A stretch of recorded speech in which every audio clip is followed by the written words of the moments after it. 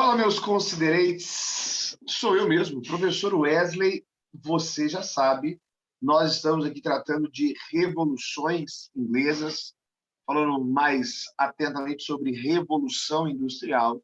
Então, você é meu convidado, meu amigo, seja muito bem-vindo.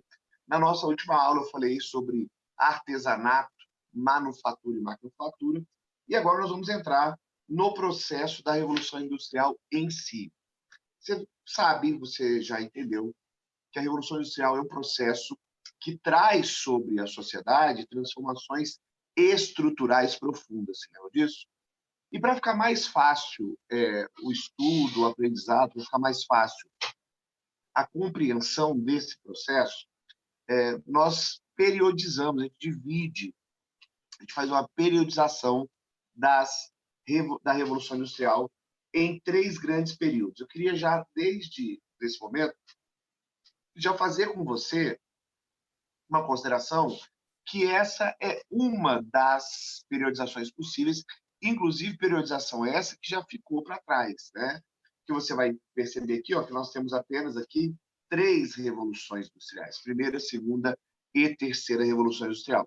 Você já sacou que a gente vive num mundo em que se transforma rapidamente, a gente tem se transformado rapidamente. Então, falar só em 3 revoluções industriais é realmente uma característica que é preocupante. A gente não pode ficar limitado a isso, né? Você pensar como é que a tua vida mudou, né? Como é que a vida dos teus pais mudaram. Se você pensar comigo, a gente, há 20 anos atrás, não tinha smartphone, né? O telefone celular se popularizou no Brasil nos últimos 20 anos. Nós não tínhamos um acesso à internet. Se você procurar o teu pai e a tua mãe aí e perguntar para eles vão te contar que a gente tinha um negócio que chamava orelhão, né? Você tinha internet de escada. No fim de semana, você conectava no telefone e a internet demorava, assim, 5, 6, 8 minutos para formar uma imagem na tela.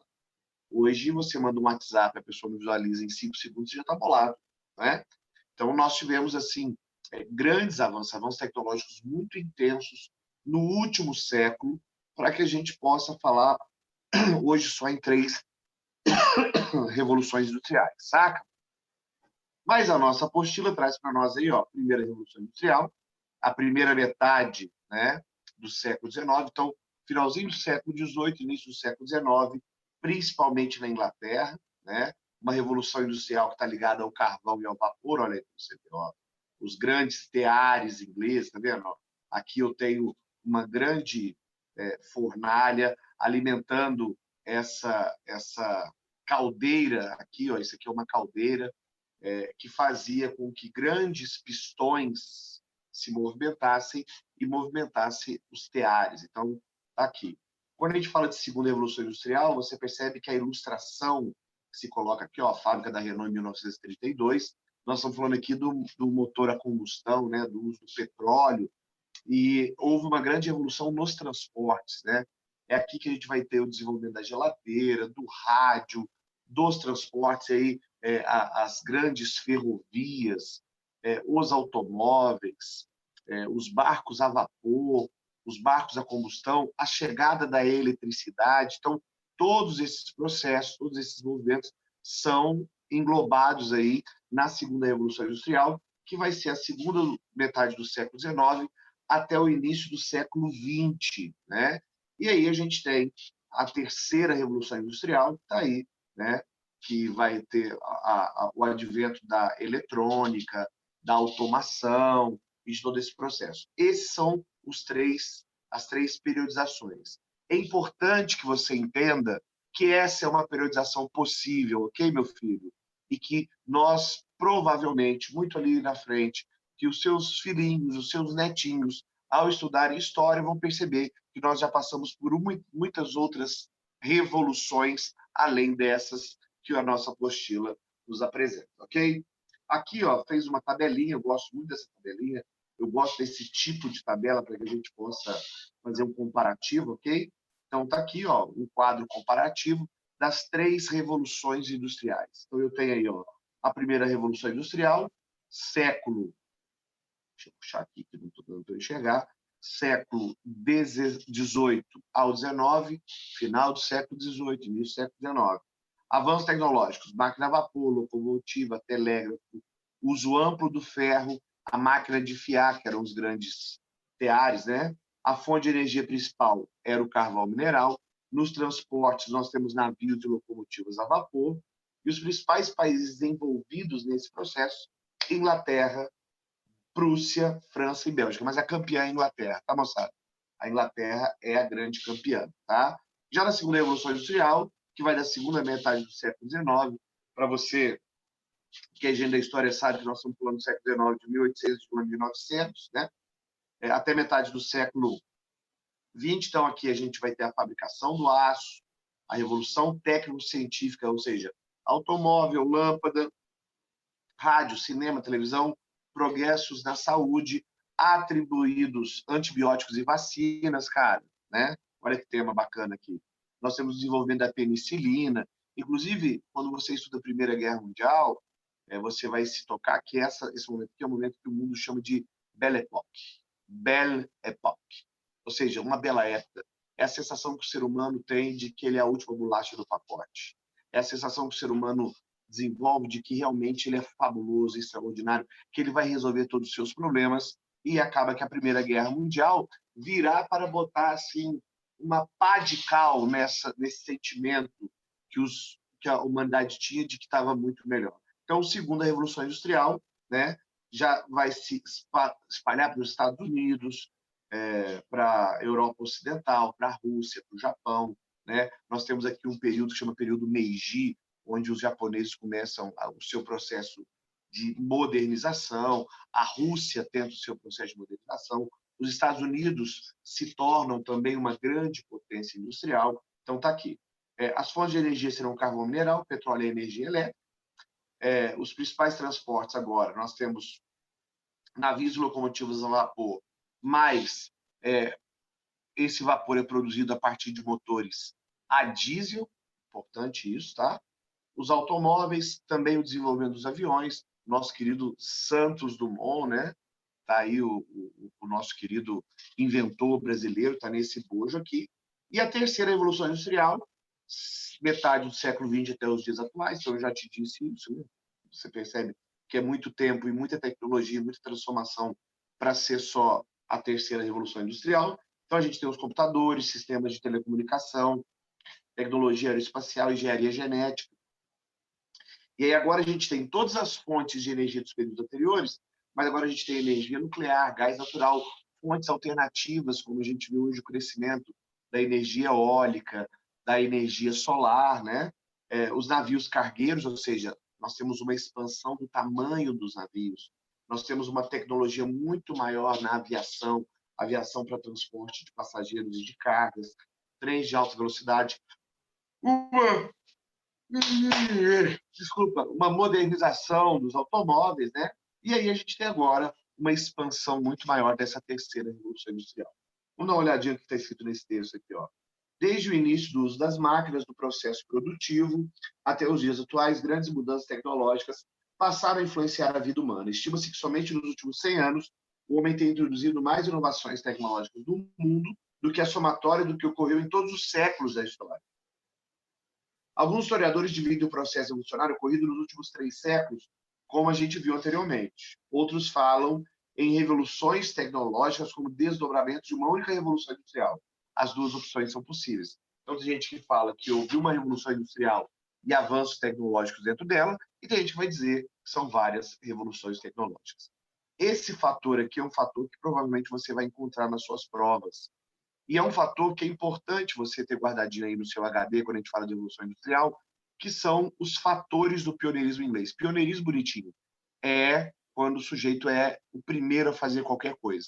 Então, a Inglaterra vai ser a primeira nação a passar pelo processo industrial. E nós temos alguns motivos para isso, tá bom? Primeiro fator é o fator econômico, então. E aí, quando a gente fala de fator econômico, você lembra da nossa aula de revoluções inglesas? Lembra? Que a gente tem a Revolução Gloriosa, que a gente tem o ato de navegação do Oliver Cromwell. Então, a Inglaterra, ela, como é uma sociedade que vai estar voltada a favorecer a burguesia, com a Revolução Puritana, ela vai ter um grande acúmulo de capitais, ela tem muito recurso, ela vai ter uma marinha muito bacana, uma marinha muito grande, por conta dos atos de navegação do Cromwell lá também, durante a República Puritana. Então, um fator econômico importante é a burguesia sendo favorecida no poder, e eu tenho também que associar ao grande acúmulo de capitais, inclusive capitais que vão ser extraídos aqui do Brasil, enquanto Portugal paga enormes dívidas para a Inglaterra com ouro retirado do Brasil. Políticos. Então, quais são as questões políticas? A ascensão da burguesia ao poder, um governo que tinha uma monarquia parlamentar, com aquela famosa Revolução Gloriosa, onde eu tenho um parlamento que tem maioria burguesa. Então, esse fator político de ter um governo que favorecia o crescimento do comércio e a intenção econômica, favorecia a economia, é fundamental, né? Com todos aqueles ideais iluministas, de liberalismo econômico, toda essa história, ok? Recursos naturais, importantíssimos.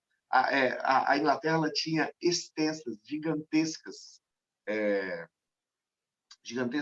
reservas de carvão mineral e minério de ferro.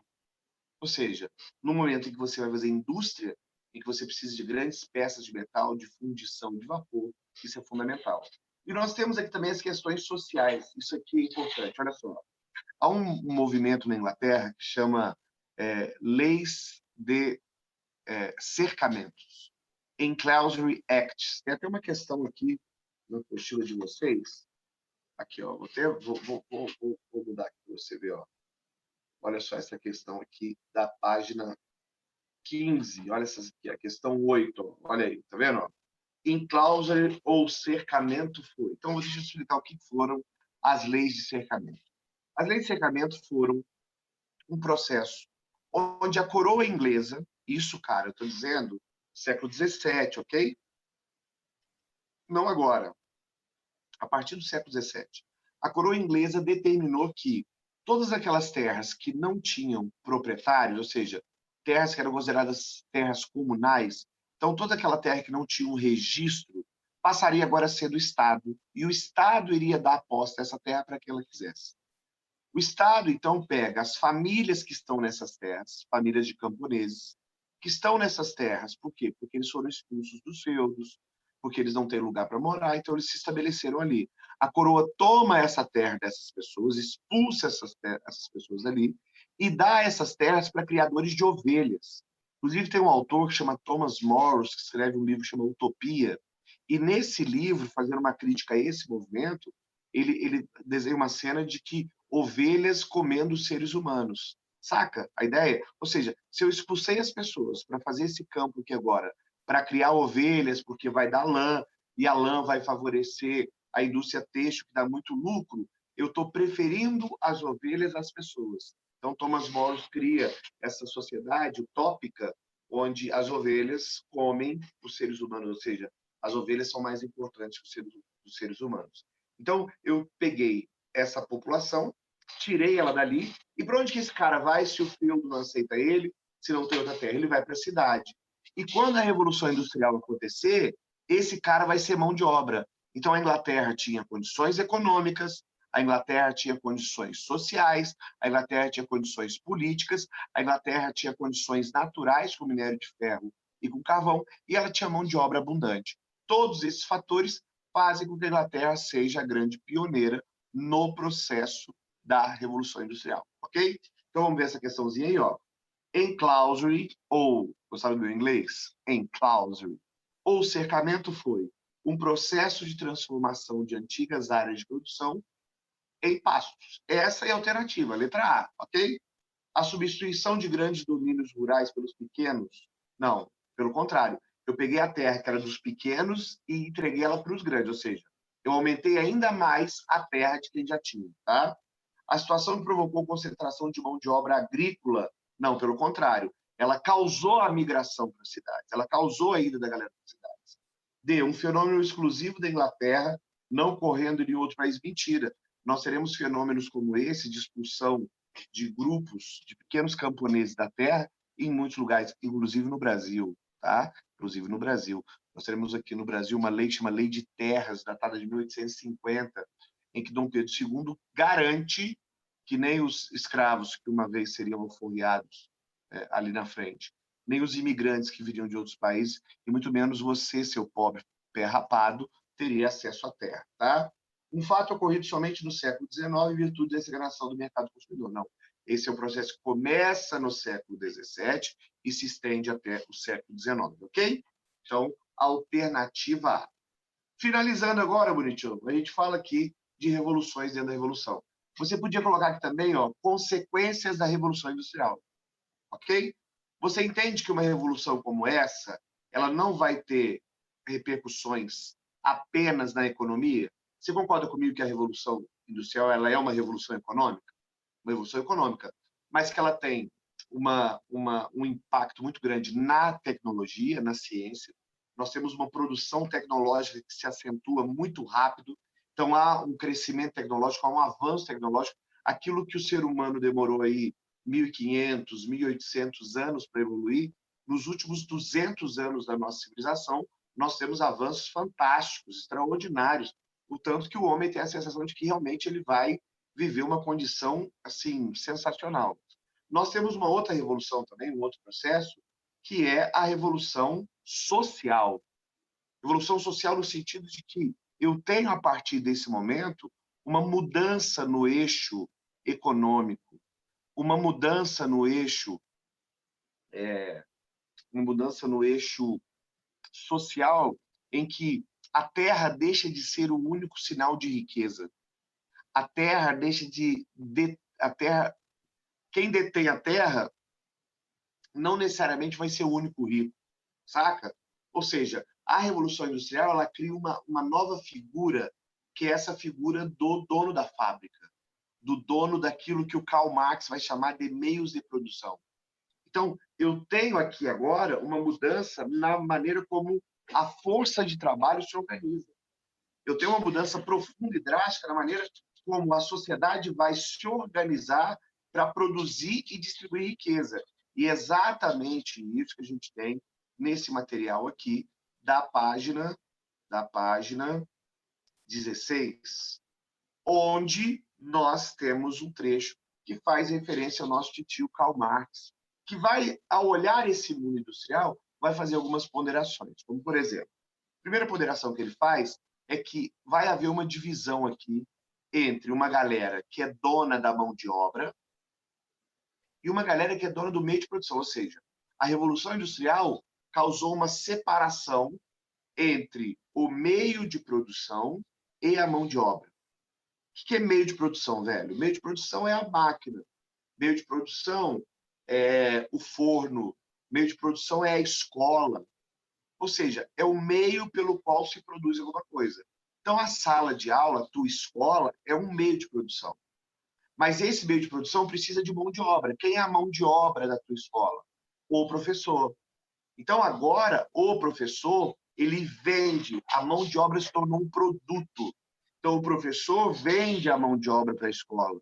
E a escola que é dona, o dono da escola, que é dono do meio de produção, do lugar onde se produz o ensino, onde se produz a aula, naquele lugar ali, ele é dono daquele meio. Então, eu tenho dois grupos distintos agora. Eu tenho o dono da mão de obra e eu tenho o dono do meio de produção.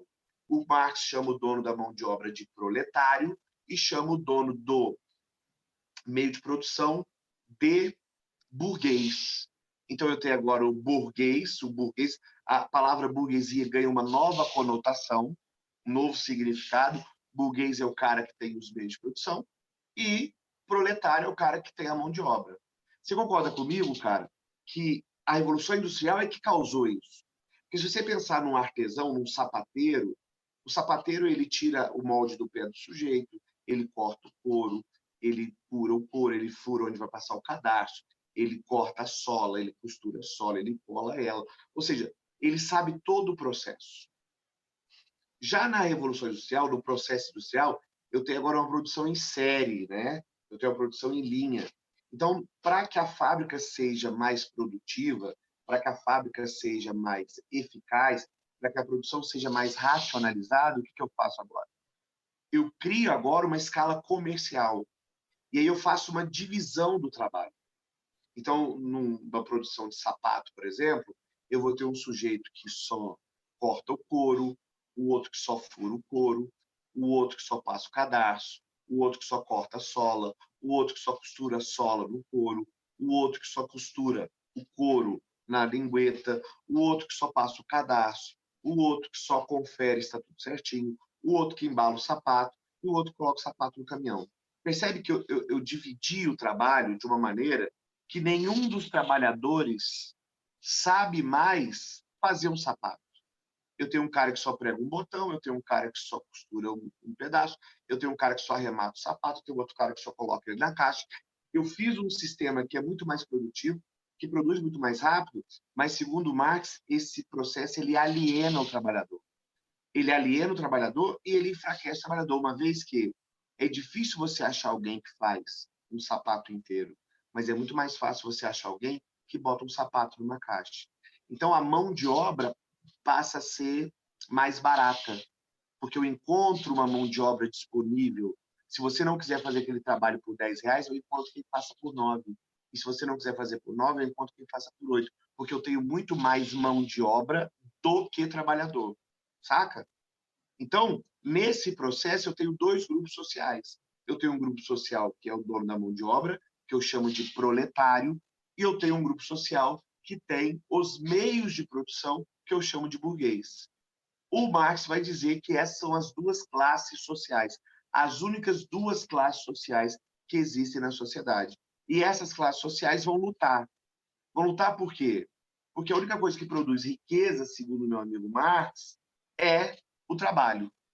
E se o trabalho é a única coisa que gera riqueza, o trabalhador vai ter que ceder parte da riqueza que ele produz para o patrão.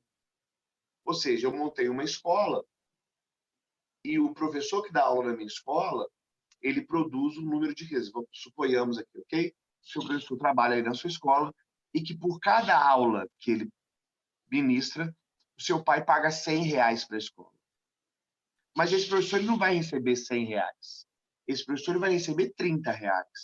Porque os outros R$ 70 vão ficar para o dono da escola cobrir as despesas que a escola produz, água, luz, carteira, e para o seu lucro.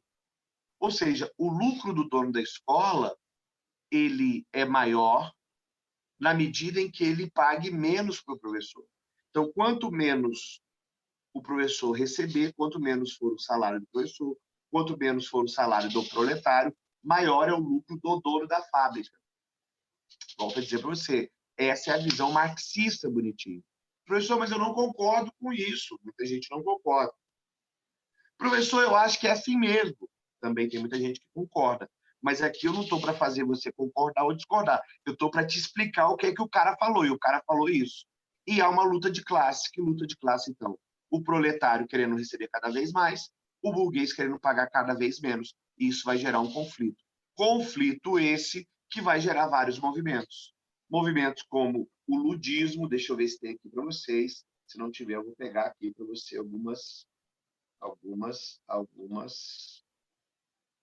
Não tem, não tem. Mas essa imagem é forte demais. Essa imagem que eu vou deixar ela aqui. Ou seja, surgem muitas críticas e um conflito intenso. Por quê? Porque a jornada de trabalho é horrível. Porque nós temos lá 18, 20 horas de trabalho. Porque o trabalho infantil é uma realidade. Porque o trabalho feminino também é uma realidade. Porque há uma exploração do trabalhador. Porque as condições das fábricas eram insalubres. Porque não tinha salário mínimo. Porque não tinha férias. Porque não tinha descanso remunerado. Porque as pessoas aspiravam o dia todo o pó, a fumaça do carvão que era queimado. Porque se as pessoas se ferissem nas fábricas, elas eram mandadas embora e não tinham indenização nenhuma. Porque, por isso tudo, haverá muito conflito. Então, na Inglaterra, começa a surgir um negócio chamado trade unions, né? Que era a bisavó dos sindicatos. Surge também movimentos como o movimento ludista e o movimento cartista. São movimentos que colocam a culpa na máquina. Então, são movimentos que tentam impedir o avanço das máquinas. Então, esses caras, principalmente os ludistas, vão invadir fábricas, vão queimar fábricas, quebrar máquinas, vão ser perseguidos, vão ser chamados de terroristas nesse momento. Nós temos uma consequência ecológica muito grave, né? Há uma deterioração dos espaços urbanos. Então, eu tenho uma poluição muito grande e os espaços urbanos vão sendo tomados pelas fábricas, vão sendo ocupados de maneira desregrada. Então, eu tenho cidades que vão inchando sem o preparo, e isso gera a problemas graves, como doenças como cólera, peste negra, esgoto a céu aberto, né? Grandes densidades demográficas, muita população em pouco espaço. Então, todo esse processo, a Revolução Industrial, traz muitas demandas, muitos conflitos, muitas dificuldades que precisam ter um olhar atento. Traz também muitas coisas boas, né? A expectativa de vida da população sobe, traz avanços tecnológicos, traz elementos que vão melhorar a qualidade de vida. Se você for pensar, por exemplo, numa viagem, o sujeito fazer uma viagem do Rio de Janeiro a São Paulo demorava dias, né? O sujeito para atravessar o Oceano Atlântico ou para atravessar o Mar Mediterrâneo, o sujeito não tinha geladeira para fazer a manutenção dos seus alimentos. Então, há avanços significativos, há avanços muito grandiosos, mas há também questões muito difíceis. O Marx vai ser o cara que vai fazer uma série de ponderações e você vai encontrar, inclusive, no meu canal no YouTube, uma aula só sobre Karl Marx. Se você quiser lá, vou me dar essa moral, vou ficar profundamente feliz com você, ok? Então, tá aqui, ó, um resumão, né, que eu aprendi, período de transformações, a Revolução Puritana, o Protetorado de Cromwell, a Revolução Gloriosa, as mudanças tecnológicas, porque a Inglaterra foi a pioneira, as revoluções dentro da Revolução, então a Revolução Tecnológica, Revolução dos Transportes, Revolução Social, surgimento de novas classes sociais, e as principais consequências, né? A separação entre capital e trabalho, e todas essas questões que nós já elencamos, ok? Vou fazer um último exercício com você, para você ficar feliz. Tá aqui esse exercíciozinho aqui, ó. Em relação à Revolução Industrial, iniciada na Inglaterra no século XVII, podemos afirmar que, vamos dar uma olhadinha aí agora nessa questão. Cadê você, bonitona? Cadê você? Cadê você? Cadê você? Cadê você? Peraí. Tá aqui, isso. Podemos afirmar que promoveu a substituição do trabalho feito à máquina pelo feito à mão? Promoveu a substituição do trabalho feito à máquina pelo feito à mão? O contrário, né, bonitão? O contrário, né? Revolução Industrial transformou o trabalho feito à mão a feito à máquina, tá?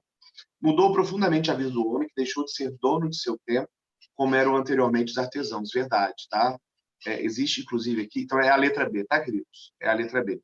Existe uma questão aqui que é muito cobrada, inclusive, quando a gente fala de revolução industrial, que é a mudança do relógio, né? Na produção industrial, nessa mecanização, nessa industrialização, eu precisei agora ter uma contagem do tempo muito maior. O homem passou a pautar o seu tempo, por quê? Porque eu precisava saber quantos produtos sairiam naquela linha por hora, depois por minuto, quantos produtos seriam... o controle da produção, ele era feito pelo tempo. Então, o tempo teve que ser medido de maneira mais...